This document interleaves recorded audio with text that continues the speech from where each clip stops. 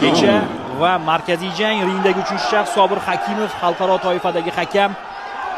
Aynan u jangni boshqaradi. Erkibulan jeb bilan boshladi, chap qo'lda ham. Nikulin kuzatyapti jarayonni.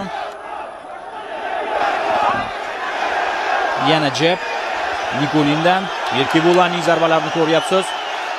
Bunisi havoda qolib ketdi. Xo'sh. Chap qo'l. Erkibulanning zarbasi kuchli chiqdi.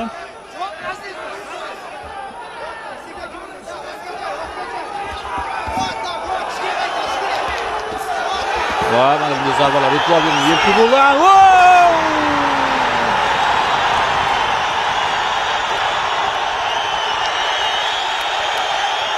Knockdown holati.